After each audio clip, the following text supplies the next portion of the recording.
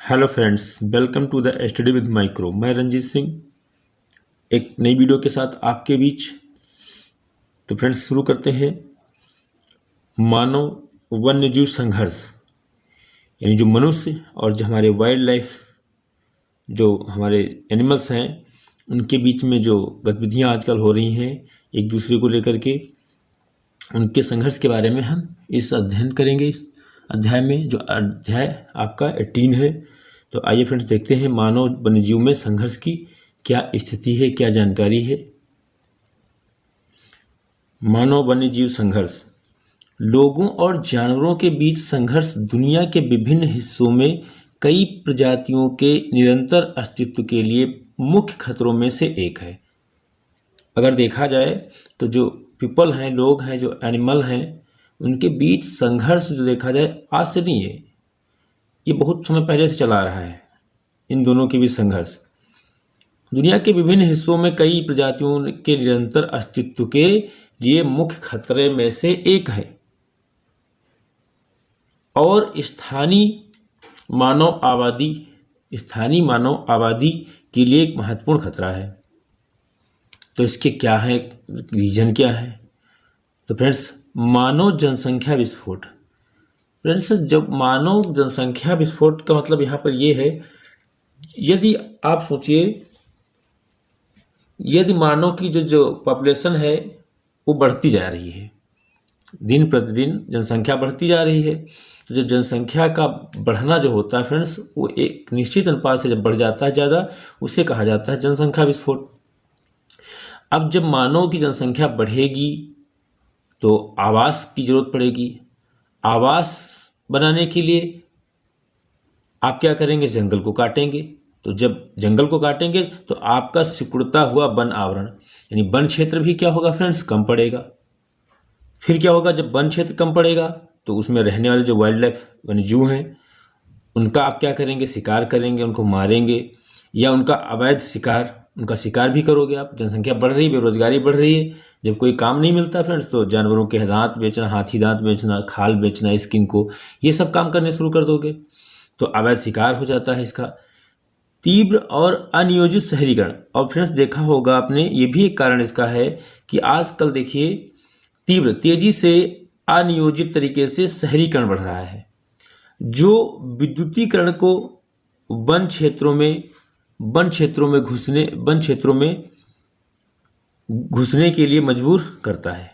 तो फ्रेंड्स ये कई कारण हैं यहाँ पर जो मानव वन्यजीव संघर्ष को जन्म देते हैं, और भी हैं, आइए उनको भी देखते हैं।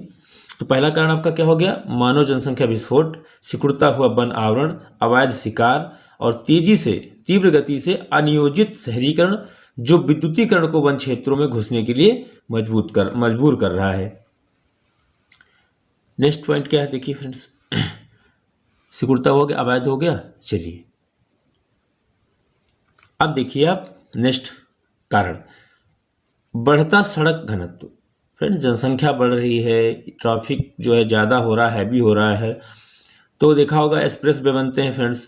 तो अब दिन पर दिन देख रहे होंगे आप, जंगलों को काट करके सड़क को जो है बनाया जा रहा है। तो जैसे जैसे सड़क बढ़ रही है वैसे वैसे क्या हो रहा है? सड़क का घनत्व बढ़ रहा है, जंगलों का घनत्व कम पड़ रहा है, जंगल कम पड़ते जा रहे हैं।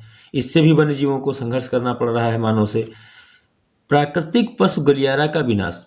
जो नेचुरल कॉरिडोर थे एनिमल्स के, जैसे फ्रेंड्स कॉरिडोर उसे कहते हैं जिस मार्ग से होते हुए वाइल्ड लाइफ सेंचुरी जो वन्य जीव होते हैं वो गुजरते हैं। जैसे आपने देखा होगा नदी के किनारे किनारे, या आपने देखा होगा जैसे हमारी गलियां होती हैं, सड़क, कच्ची सड़कें होती, इसी तरीके से फ्रेंड्स इन जानवरों के लिए एक वन क्षेत्र से दूसरे वन क्षेत्र में जाने के लिए जो रास्ते होते हैं उनको कहा जाता है गलियारा। उनको भी जो है उनके जगह पर रोड कन्वर्ट हो रहे हैं। तो ये प्राकृतिक पशुओं के गलियारों का विनाश हो रहा है, कॉरिडोर। और वन सीमाओं तक कृषि विस्तार। और आपने देखा होगा खेती, जब जनसंख्या बढ़ रही है तो खेती का विस्तार हो रहा है, और खेती भी ज़्यादा चाहिए, लोग घरों से बाहर निकल रहे हैं, वन या जंगल में रहने लगे हैं। तो इस तरीके से वनों की सीमाओं में कृषि का प्रवेश, ये भी एक संघर्ष का कारण है। जैसे जैसे शहर की भूमि बढ़ती मानवीय जरूरतों के लिए अपर्याप्त होती जा रही है, भूमि तो देखो उतनी ही रहेगी, जनसंख्या बढ़ती जा रही, ज़रूरतें बढ़ती जा रही हैं।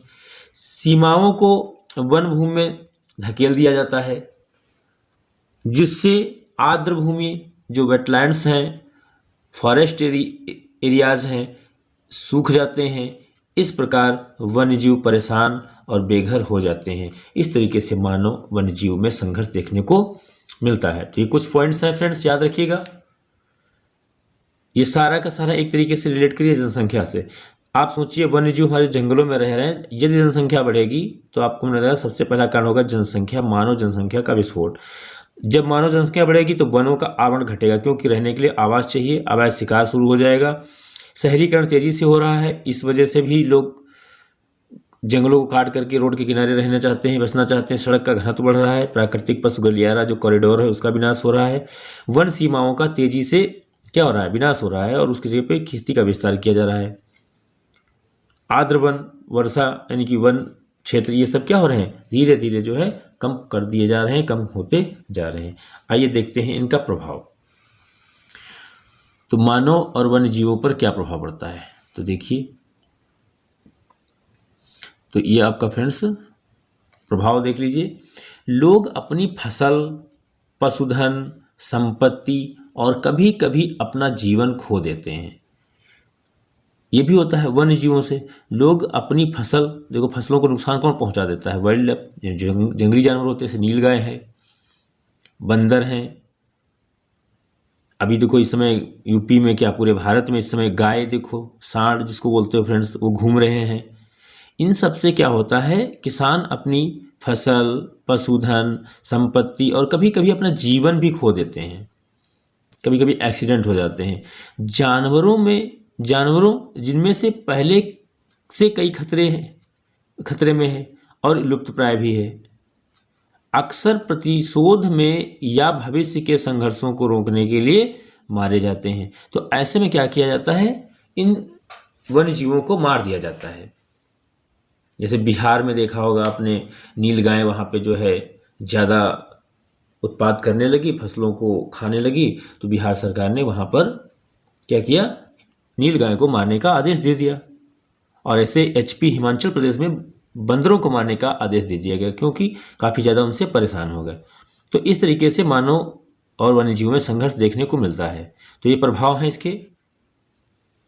उदाहरण अगर देखें इसका, तो पहला उदाहरण आपने देखा होगा, उत्तर बंगाल में, असम, दक्षिणी भारत में, अगर दक्षिण भारत में बात किए तो मानव हाथी संघर्ष आपको पश्चिम बंगाल में, आपको असम में, और दक्षिण भारत में केरल है, कर्नाटक है, आदि स्टेट्स में आपको मानव हाथी संघर्ष देखने को मिलता है।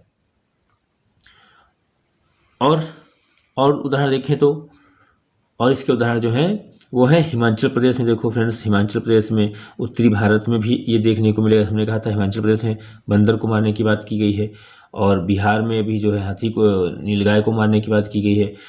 सुंदरबन डेल्टा जो टाइगर रिजर्व है, सुंदरबन टाइगर रिजर्व, रणथंभौर के आसपास का जो इलाका है वो मानव बाघ संघर्ष के लिए जाना जाता है, क्योंकि टाइगर रिजर्व जो सुंदरबन का है वहाँ बंगाल टाइगर पाया ही जाता है, रणथंभौर में भी जो है टाइगर्स पाए जाते हैं। तो इनमें दोनों में भी कन्फ्लिक्ट देखने को मिलता है। आइए देख लेते हैं इनके रोकथाम। मानव और वन्यजीव के क्या रोकथाम क्या है, कैसे इसको हम रोक सकते हैं। यानी कि आपस में इनकी जो है, देख रहे हैं आप, आपस में जो इनकी क्या हो रही है, आपस में इनका जो कन्फ्लिक्ट हो रहा है, संघर्ष हो रहा है, उसको कैसे रोका जा सकता है।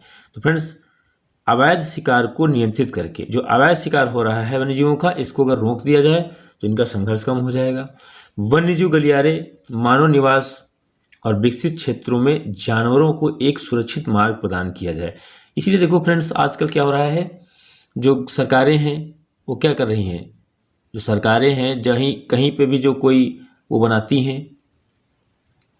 एक्सप्रेस वे, तो देखा होगा आपने, वो अंडरग्राउंड जो है पास बना देते हैं, वहाँ पे अंडरग्राउंड पास बना देते हैं, ताकि वन्यजीव गलियारा, वही उसी को वन्यजीव गलियारा कहते हैं, ताकि मानव गतिविधियाँ ऊपर ओरबिट्स के ऊपर होती रहती हैं, और वन्यजीव होते हैं वो सुरक्षित एक स्थान से दूसरे स्थान पर चले जाते हैं। तो इस तरीके से कॉरिडोर को विकसित करना, ये एक उपाय तो ये है।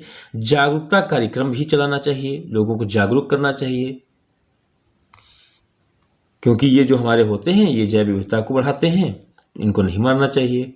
कृषि क्षेत्रों के चारों ओर तार और पत्थर की बाड़ लगाना चाहिए। बाड़ मीन्स बाड़ा, यानी चारों तरफ से क्या किया जाए, बाड़ लगा देना चाहिए, तार लपेट देना चाहिए, ताकि क्या है, वन्यजीव जो है नुकसान नहीं कर पाएंगे, तो आपकी उनमें संघर्ष देखने को नहीं मिलेगा। वन्यजीव हमले से पीड़ित जो व्यक्ति होते हैं, वन्यजीव हमले से पीड़ितों को मुआवजा देना सरकार का काम होता है, ताकि लोग जंगली जानवरों के दुश्मन ना बने। तो अगर कोई भी गलती से कोई जानवर है, शेर है या किसी पर हमला कर देता है और व्यक्ति पीड़ित हो जाता है, तो सरकार को देना चाहिए, उसको मुआवजा देना चाहिए, ताकि उसकी भरपाई हो जाए, जानवरों के दुश्मन वो व्यक्ति ना बन सके। पर्यावरण विकास की गतिविधियाँ, पर्यावरण विकास की गतिविधियाँ, ये कुछ उपाय हैं। और अगर हम बात उपाय की करें तो जैसे फ्रेंड्स हो जाता है आपका पारिस्थितिकी पर्यटन भी हो जाएगा, लोगों में जागरूकता फैलाया जाए कि इनको देखने के लिए देखो लोग जंगल में आते हैं, ये भी चीज़ें आपको ध्यान रखना होगा। और भूमि उपयोग वन्य जीवों के लिए प्रमुख रक्षा करना, बफर जोन बनाना फ्रेंड्स, ये भी एक अच्छा है, बफर जोन बनाना। इस तरीके से हम क्या कर सकते हैं, मानव जीव यानी कि मानव वन्य जीव संघर्ष को रोक सकते हैं। बाकी कारण तो आप जानते हैं, सबसे भयंकर कारण तो यही है, बढ़ती हुई मानव की आबादी इसका प्रमुख कारण है, जिसके वजह से मानव जीवन संघर्ष आज बना हुआ है। तो आइए देखते हैं नेक्स्ट पॉइंट, मानव जीवन संघर्ष की परिभाषा। मानव जीवन संघर्ष की परिभाषा, मानव जीवन संघर्ष को विश्व वन्यजीव कोष, जिसको हम बोलते हैं friends world wild life fund द्वारा परिभाषित किया गया है। मनुष्यों और वन्यजीवों के बीच कोई भी संपर्क, मनुष्यों और वन्यजीवों के बीच कोई भी संपर्क जिसके परिणाम स्वरूप सामाजिक, आर्थिक और सांस्कृतिक जीवन और वन्यजीव आबादी के संरक्षण या पर्यावरण पर नकारात्मक प्रभाव पड़ता है। सामाजिक आर्थिक और सांस्कृतिक जीवन पर वन्यजीव आबादी के संरक्षण या पर्यावरण पर नकारात्मक प्रभाव पड़ता है इसका। जब वन्यजीव की उपस्थिति या व्यवहार में मानव दृष्टिकोण या छवि के लिए वास्तविक या काल्पनिक, प्रत्यक्ष या विपरीत खतरा पैदा करता है, जिससे लोगों के मध्य असहमति और नकारात्मकता उत्पन्न होती है, तो फ्रेंड्स मानव जीव संघर्ष उत्पन्न होता है। तो एक बार रिपीट कर लेते हैं। देखो फ्रेंड्स, जो मनुष्य है और वन्यजीव है, इनके बीच में जब भी संपर्क होता है, आप ये आपस में रिलेट करते हैं, कोरिलेट करते हैं, आपस में मिलते हैं, रिलेशन बनाते हैं, तो उसमें जानते हो क्या होता है, इस पर ये सब चीज़ें ध्यान रखना है। सामाजिक, आर्थिक, राजनीतिक, सामाजिक, सांस्कृतिक, वन्यजीव आबादी के संरक्षण या पर्यावरण पर नकारात्मक प्रभाव पड़ेगा। तो इनमें दोनों में क्या मिलेगा, कन्फ्लिक्ट देखने को मिलेगा, संघर्ष देखने को मिलेगा। वन्यजीवों की उपस्थिति कितनी है, उनका व्यवहार मानव प्रति कैसा है, उनकी छवि वास्तविक या काल्पनिक कैसी है, प्रत्यक्ष या अप्रत्यक्ष कितना खतरा पैदा करते हैं, ये सब बातें भी लोगों के मध्य असहमति और नकारात्मकता का भाव उत्पन्न करती हैं। तो ये वर्ल्ड वाइल्ड लाइफ फंड के द्वारा जो है डेफिनेशन दी गई है। आइए देखते हैं मानव पशु और संघर्ष का नवीनतम निष्कर्ष क्या है, इसका निष्कर्ष क्या निकाला जा सकता है फ्रेंड्स।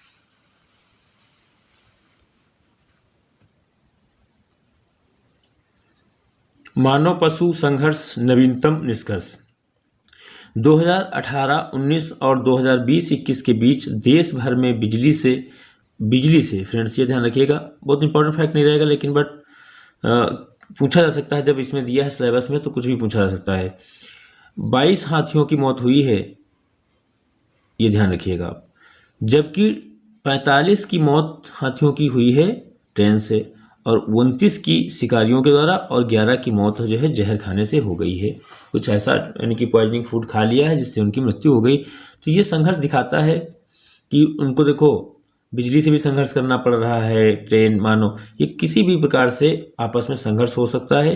तेलंगाना में अगर बात करें तो 41, तमिलनाडु और असम में 34 और 33, तमिलनाडु में 34, ये सबसे ज़्यादा अगर देखा जाए हाथियों की जो मौत हुई है वो तेलंगाना में हुई है 41, जबकि तमिलनाडु में 34 और असम में 33 हाथियों की मौत दर्ज की गई है। ट्रेन की वजह से होने वाले हाथियों की सबसे ज़्यादा मौत जो है सूची में उड़ीसा सबसे स्थान पर है। ट्रेन के द्वारा सबसे ज़्यादा हाथियों की संख्या में मौत हुई है तो कहाँ हुई है? उड़ीसा में हुई है। इसके बाद पश्चिम बंगाल। जबकि अवैध शिकार की अगर बात की जाए, इसमें देखो पश्चिम बंगाल को याद रखिएगा फ्रेंड्स, पश्चिम बंगाल। तो आपको इसमें कौन सा फैक्ट याद रखना है? ये तेलंगाना में 41 हाथियों की मौत हुई है सबसे ज़्यादा। अगर बात की जाए ट्रेन की वजह से सबसे ज़्यादा हाथियों की मौत कहाँ हुई है? उड़ीसा में। फिर पश्चिम बंगाल, असम। अगर बात की जाए नेक्स्ट पॉइंट की, अवैध शिकार से हुई मौतें सबसे ज़्यादा कहाँ हुई हैं? तो मेघालय में सबसे ज़्यादा हुई हैं। अवैध शिकार से सबसे ज़्यादा मौतें हुई हैं और 29 में से 29 टोटल मौतें अवैध शिकार से कितनी हुई? 29 हुई हैं, जिनमें से 12 मौतें जो है मेघालय में देखने को मिली, जबकि शेष जो है बाकी जहर से हुई मौतें सबसे ज़्यादा कहाँ हैं? असम में है। तो फ्रेंड्स यहाँ से काफ़ी क्वेश्चन आपके बनने वाले हैं। मानव वन्यजीव संघर्ष में अगर क्वेश्चन बने तो सबसे पहले ये पूछा, इसकी डिफिनीशन पूछा है, इसको रोकने के उपाय क्या हैं, इसका प्रभाव क्या पड़ता है, कारण क्या है इनके। बाकी जो अगर पूछा गया नवीनतम जो संघर्ष के रिकॉर्ड हैं, तो सबसे ज़्यादा मौतें कहाँ हुई हैं? तेलंगाना में हुई फ्रेंड्स, एक फैक्ट हो गया। नेक्स्ट है ट्रेनों की वजह से सबसे ज़्यादा कहाँ मौत हुई हाथियों की? तो फ्रेंड्स उड़ीसा में हुई है। अगर पूछा जाए अवैध शिकार में सबसे ज़्यादा कहाँ मौतें हुई हैं, तो कुल हुई हैं 29, जिनमें से 12 की 12 जो है मेघालय में मौतें हुई हैं। जबकि जहर खाने से, जो फूड पॉइजनिंग ऐसा कुछ ले लिया है हाथियों ने, उसकी वजह से सबसे ज़्यादा मौत जो हुई है वो असम में हुई है। नेक्स्ट पॉइंट की अगर बात करें फ्रेंड्स, इसी तरह अगर देखो अभी तो हाथियों की मौतें हुई, इसी तरह अगर हम बात करें जानवर के संघर्ष से मानव हितों की बात करेंगे तो 3 साल में 1579 मृत्यु हुई है, मनुष्यों को मार दिया गया है, जिनमें से 19 और 20 के बीच में 585 और 2020 और 21 में 461 और 21-22 में 533 मौतें हुई हैं। 533। तो ये फ्रेंड्स आंकड़ा आप याद रखिएगा, ये वाला, ठीक है। हाथियों के द्वारा 21-22 में कुल कितनी व्यक्तियों को मारा गया है, यानी कि मार दिया गया है, तो 533। उड़ीसा में सबसे अधिक 322 मौतें हुई हैं मानव की, तो ये भी फैक्ट थोड़ा सा याद रखिएगा। यानी मानव वन्यजीव संघर्ष में मानवों की संख्या जो है मृत्यु की, वो पिछले 21-22 में कितनी रही है? तो 533 रही है। जो कहा गया सबसे ज़्यादा कौन है? उड़ीसा है, जो कि 22 है, 322 है। तो ये आंकड़ा यहाँ पे दिया है, आप देख लीजिएगा। ट्रेन से मौतें हुई हैं हाथियों की, मानव जो हाथियों द्वारा मारे गए हैं तो उनकी कितनी है संख्या? 533 है। ट्रेन से हाथियों की मौत 12 है और अवैध शिकार से 14 है, जहर देने से 14 है। ये भी फैक्ट कुछ आप याद रखिएगा। नेक्स्ट फैक्ट जो आपको दिख रहा है, बाघ में भी कहा गया है, देखा जाएगा बाघों के द्वारा तो 2019-21 अवैध शिकार कितने हुए हैं और जांच की गई तो कहा गया 197 बाघों की मौत की जांच हुई है। तो सबसे ज़्यादा ये आपको फैक्ट रख देना है, 21-22 में मानव द्वारा मारे गए बाघों की संख्या 31, प्राकृतिक कारणों से बाघ मरे हैं 4, अवैध शिकार कितने का हुआ है? 4। अब बाघों की अप्राकृतिक जो मौत हुई है अननेचुरली, अवैध शिकार को छोड़, वो केवल 2 ऐसे ही मरे हैं।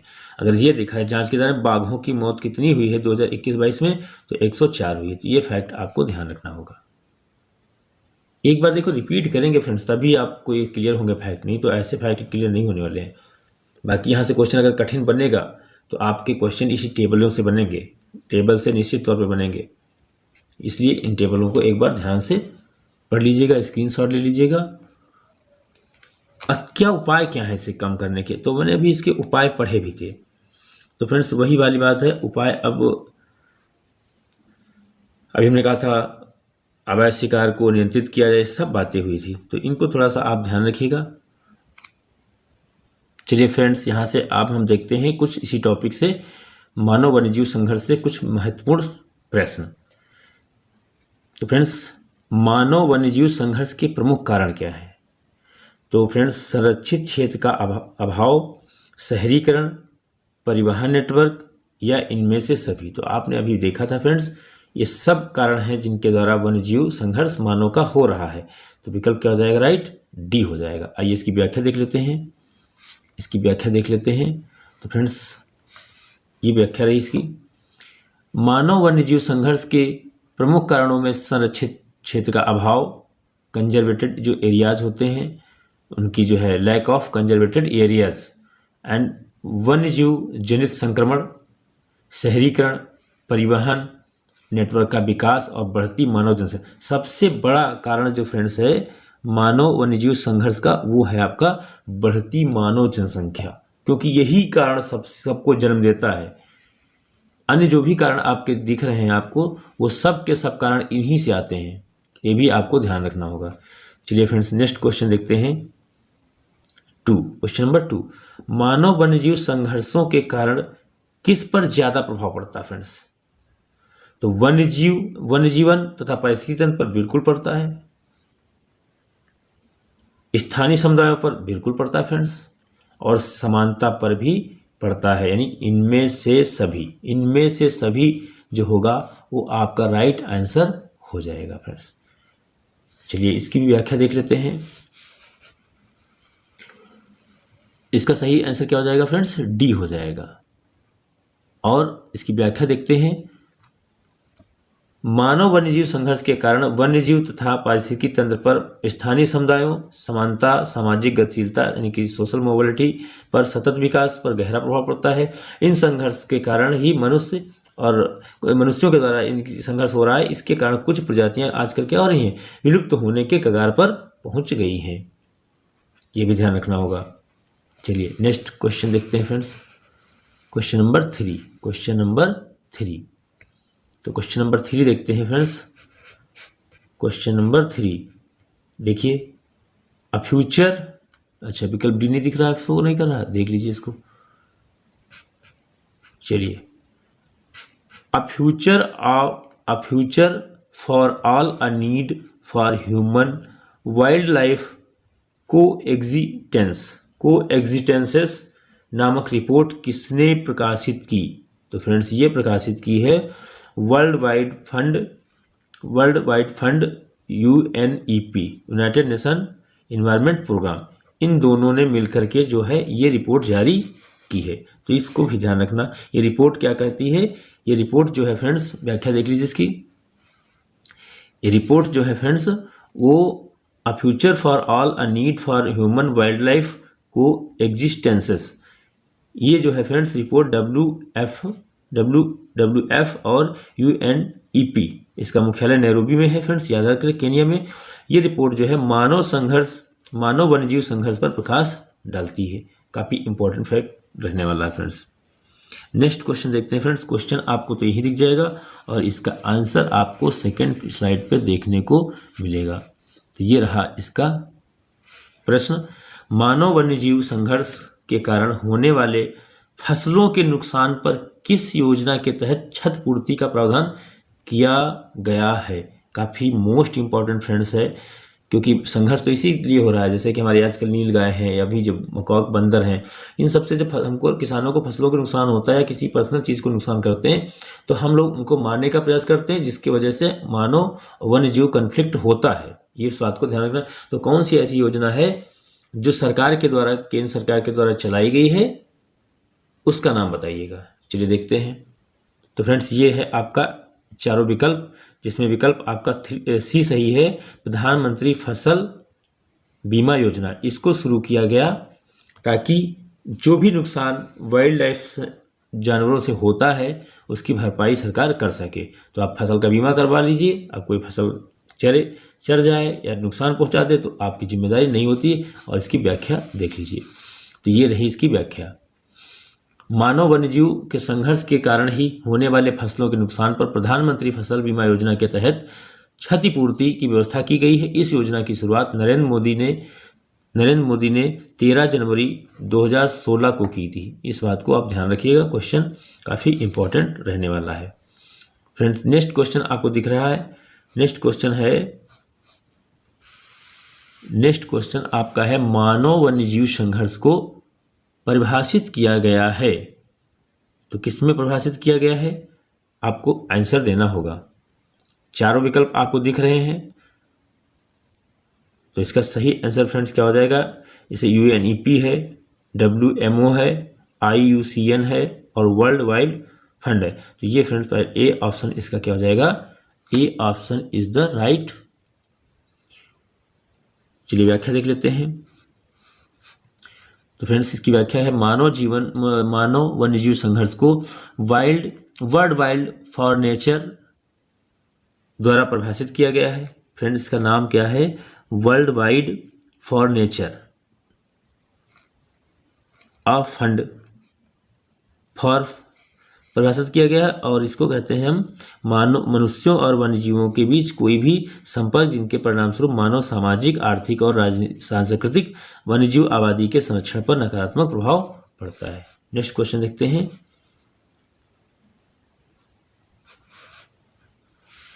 नेक्स्ट क्वेश्चन आपका जो है 6, world wild fund life fund WWF की स्थापना कब हुई। तो फ्रेंड्स इसकी स्थापना हुई है 1961 में हुई है। आइए व्याख्या देख लेते हैं। World Wide fund for nature एक अंतर्राष्ट्रीय सरकारी संगठन है। तो एक सरकारी संगठन है जिसकी स्थापना 1961 में स्विट्जरलैंड के मोरेजेस में हुई है। तो एक वहाँ पे फ्रेंड्स इसका मुख्यालय आप स्विट्जरलैंड ध्यान रखिएगा, और जब सटीक क्वेश्चन पूछेगा तो आप हो सकता है मोरेजेस पूछा जाए, बट आपका आंसर क्या होगा, स्विट्जरलैंड इसका मुख्यालय हो जाएगा। नेक्स्ट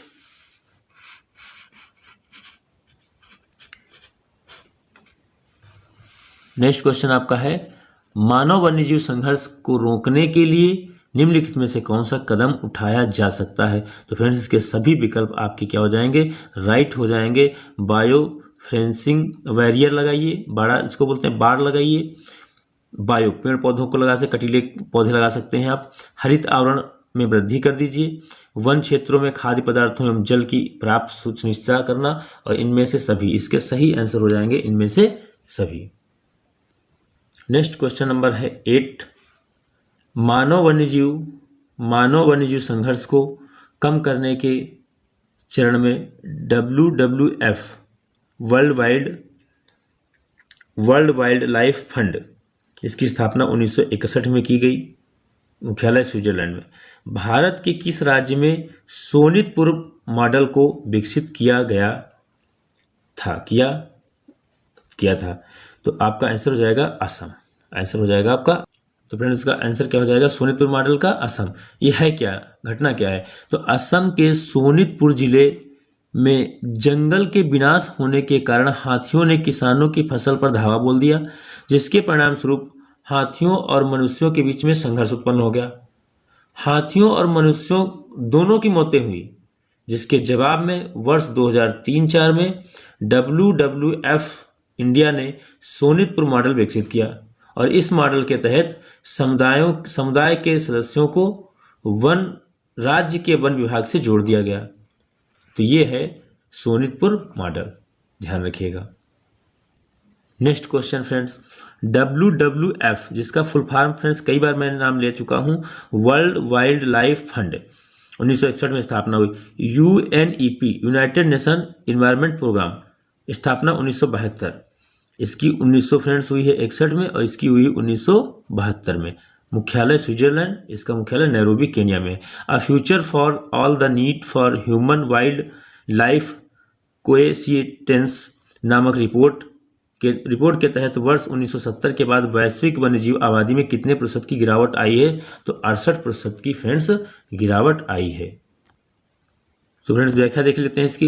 उपयुक्त रिपोर्ट में 1970 के बाद वैश्विक वन्यजीव आबादी में औसतन 68% गिरावट आई है। अगर बात करें रिपोर्ट 2021 की, तो उसमें वन्यजीव संघर्ष में 75% से अधिक जंगली बिल्ली की प्रजातियां प्रभावित हुई हैं। तो जंगली बिल्लियों को ध्यान रखिएगा, सबसे ज़्यादा 75% प्रभावित हुई हैं। नेक्स्ट क्वेश्चन है फ्रेंड, भारत में वन्यजीव संघर्ष की घटनाओं में मानव हाथी टकराव से प्रभावित राज्य कौन है, सर्वाधिक प्रभावित राज्य कौन है। तो ये प्रभावित राज्य कौन कौन है, तो फ्रेंड्स तमिलनाडु भी है, उड़ीसा भी है और असम भी है। व्याख्या देख लेते हैं इसकी। तो ये देखो फ्रेंड्स, मानव हाथी टकराव से सबसे ज़्यादा प्रभावित जो राज्य आपका है वो उड़ीसा है। मैंने इससे पहले भी कहा था, 322 मौतें वहाँ पे हुई हैं। पश्चिम बंगाल है, झारखंड है, असम है, छत्तीसगढ़ है, तमिलनाडु आदि। मानव हाथी संघर्ष की 85% घटनाएं इन्हीं राज्यों में देखने को मिली हैं। नेक्स्ट क्वेश्चन है फ्रेंड्स आपका, हाथियों से फसलों की सुरक्षा के लिए असम राज्य सरकार द्वारा कौन सा उपाय खोजा गया है? हाथियों से फसलों की सुरक्षा के लिए असम सरकार द्वारा या असम राज्य द्वारा। तो फ्रेंड्स, बम पटाखों का प्रयोग करना, घातक बिजली की बाड़ लगाना और सिंगल स्टैट करना। ये फ्रेंड्स, तो इसमें ऑप्शन आपका बी जो है, डी इसका सही हो जाएगा फ्रेंड्स, डी। इसमें जो है घातक बिजली की बाड़ लगाते हैं वो लोग और सिंगल स्टैट तार लगाते हैं। तो ये आपको ध्यान रखिएगा थोड़ा सा, ताकि फसल को नुकसान हाथी ना पहुंचाने पाए। नेक्स्ट क्वेश्चन है फ्रेंड्स, निम्नलिखित में से कौन सी संस्था वन्यजीवों और पौधों के व्यापार पर निगरानी रखता है? तो फ्रेंड्स, इसका सही आंसर हो जाएगा आपका टैरिफ। व्याख्या देख लेते हैं इसकी, टैरिफ की। तो फ्रेंड्स, जो टैरिफ है इसकी व्याख्या देखते हैं। ये पौधों और वन्यजीवों पर क्या करता है? रोक लगाता है। तो फ्रेंड्स, ये रही इसकी व्याख्या। टैरिफ, जिसको हम कहते हैं the wild life trade monitoring network, the wild life trade monitoring network, ये एक अग्रणी गैर सरकारी संस्था है जो वन्यजीवों और पौधों के व्यापार पर निगरानी रखता है। इसकी स्थापना 1976 में की गई। ट्रैफिक जो फ्रेंड्स है वो IUCN और WWF का एक संयुक्त कार्यक्रम है। तो अगर फ्रेंड्स इसका आंसर देखा जाए, जो ऑप्शन डी दे रहा था बट वो गलत नहीं था। ध्यान ये रखना है, इसका सही आंसर जो है 100% आंसर जो इसका होगा वो आपका आंसर डी होगा। पूछो क्यों होगा ऐसा फ्रेंड्स? क्योंकि जो IUC यानी कि फ्रेंड्स IUCN जो international union conservation for conservation of nature, ये जो फ्रेंड्स है, और जो WWF है, इन दोनों का एक ज्वाइंट कार्यक्रम है, प्रोग्राम है, वो टैरिफ है। तो टैरिफ जो है वो देखता है। तो अगर ये कहा जाए कि इसका सही आंसर देखा जाए तो IUCN होगा। तो ऐसा कंफ्यूजिंग क्वेश्चन ही इसमें क्रिएट कर दिया है। तो फ्रेंड्स, इसको थोड़ा सा ध्यान दीजिएगा। इसको हम देखो कमेंट में इसका हम आपको आंसर सही दे देंगे, बट यहाँ पे आंसर तो डी ही दिखाया गया है, आपका IUCN है। लेकिन अगर देखा जाए तो IUCN के साथ में WWF होना चाहिए था, वो नहीं है। लिहाजा इस प्रोग्राम का आंसर फ्रेंड्स ये आपका 100% ये सही होगा, ना कि ये सही होगा। क्योंकि इसके साथ अगर ये होता WWF तो आपका ये आंसर क्या हो जाता? सही हो जाता। तो आपका सही आंसर क्या हो जाएगा? टैरिफ ही है जो वन्यजीवों और पौधों के व्यापार पर निगरानी रखता है। स्थापना कब की गई टैरिफ की? 1976 में। चलिए नेक्स्ट क्वेश्चन पर बढ़ते हैं फ्रेंड्स। ये रहा फ्रेंड्स, मानव वन्यजीव संघर्ष के प्रबंधन हेतु वन्यजीव सुरक्षा अधिनियम 1972 द्वारा किस तंत्र को मजबूत करने की परिकल्पना की गई? तो फ्रेंड्स, इसका जो सही आंसर हो जाएगा वो ग्राम पंचायतों को मजबूत करने की बात की गई थी। व्याख्या देख लेते हैं। इसका ऑप्शन हो जाएगा सी। इसका ऑप्शन हो जाएगा आपका राइट ऑप्शन हो जाएगा सी। इसका भी आंसर गलत छपा हुआ है। राष्ट्रीय वन्यजीव बोर्ड स्थायी समिति ने देश में मानव वन्यजीव की रोकथाम के लिए मंजूरी दी और इस परामर्श में वन्यजीव सुरक्षा अधिनियम 1972 जो इंदिरा गांधी जी की सरकार में आया था, जिसको हम कहते हैं WPA कहते हैं एक्ट अनुसार संकटग्रस्त मानव वन्यजीव संघर्ष से निपटने के लिए ग्राम पंचायतों को मजबूत करने की परिकल्पना दी गई थी। लास्ट और 14वां क्वेश्चन देख लेते हैं friends. A future for all the need for human wild life को एनिस्टेंस रिपोर्ट 2019 में मानव वन्यजीव संघर्ष के दौरान श्रीलंका में कितने हाथियों की मौत हुई है? तो आपका आंसर हो जाएगा 700। कितनी फ्रेंड्स? 700। श्रीलंका में वन्यजीव की रिपोर्ट के हिसाब से 700 संघर्ष के दौरान जो है आपको देखने को लिए नहीं फ्रेंड्स, इसका आंसर ये गलत है, 700 नहीं इसका फ्रेंड्स, सॉरी, इसका होगा 405 हाथियों की मौत देखने को मिली है। कहाँ? एक मिनट, काफ़ी कन्फ्यूज़न क्वेश्चन हो जाता है कभी कभी फ्रेंड्स। आंकड़ा अगर पूछ कर रहा है, रिपोर्ट पूछ रहा है, रिपोर्ट 2021 के अनुसार पूछ रहा है, 2021 के अनुसार पूछ रहा है कितनी हाथियों की मौत हुई है, तो वो हाथियों की मौत हुई है 405 हुई है।